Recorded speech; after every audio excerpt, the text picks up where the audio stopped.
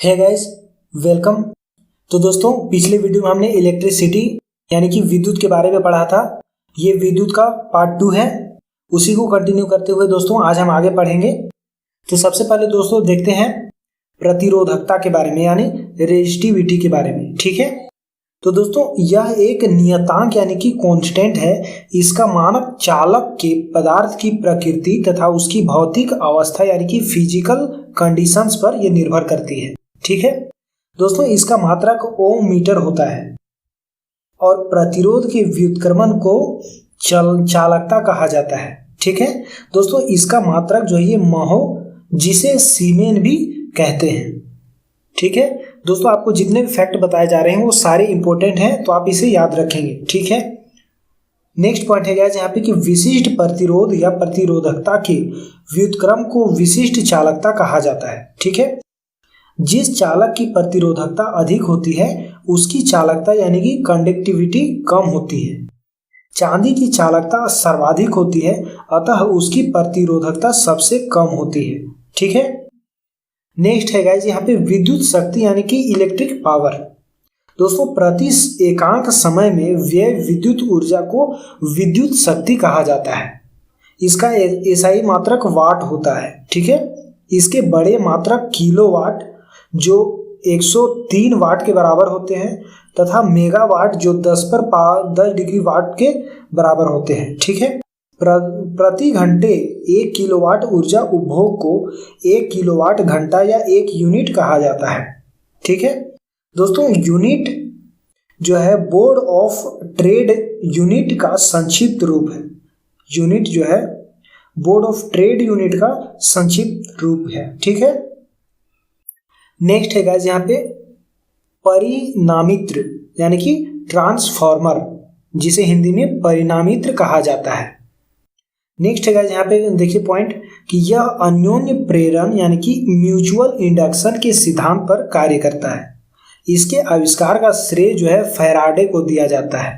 ठीक है, इसमें प्राथमिक एवं द्वितीयक 2 प्रकार की कुंडलियां होती है। इसके द्वारा विद्युत वाहक बल्ब यानी कि इलेक्ट्रोमोटिव फोर्स में परिवर्तन किया जाता है।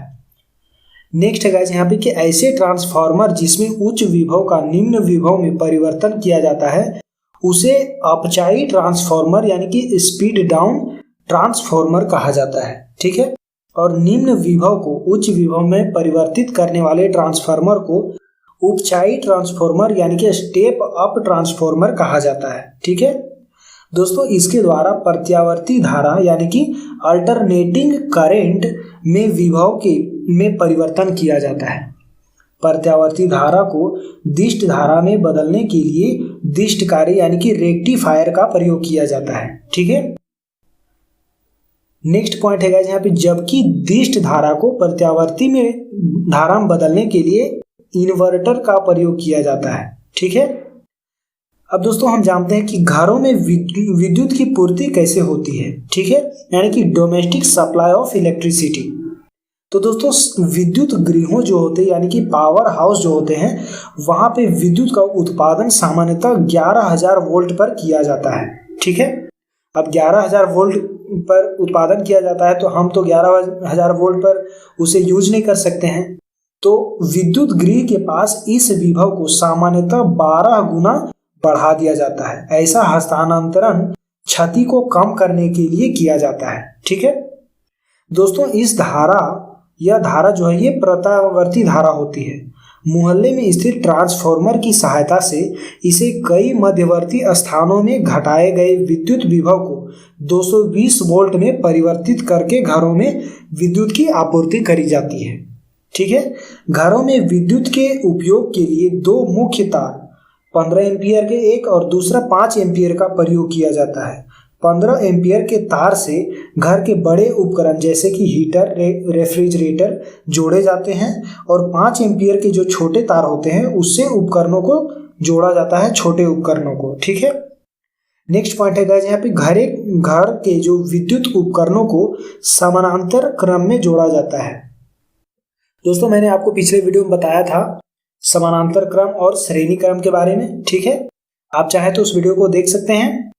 नेक्स्ट पॉइंट है गाइस यहाँ पे कि मुख्य तार के अतिरिक्त दो और भी तारों का प्रयोग किया जाता है, जिन्हें उदासीन यानी कि न्यूट्रल और दूसरा आधार सिरा यानी अर्थ टर्मिनल कहा जाता है।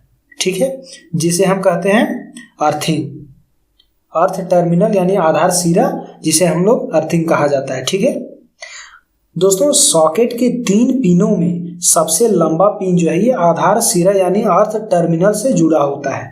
ठीक है, भारत में जिस विद्युत की आपूर्ति की जाती है उसकी आवृत्ति 50 हर्ट्ज होती है।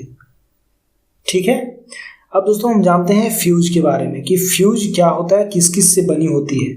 तो फ्यूज चालक जो है परिपथ में लगी एक सुरक्षा युक्ति होती है, यानी कि सेफ्टी डिवाइस होती है।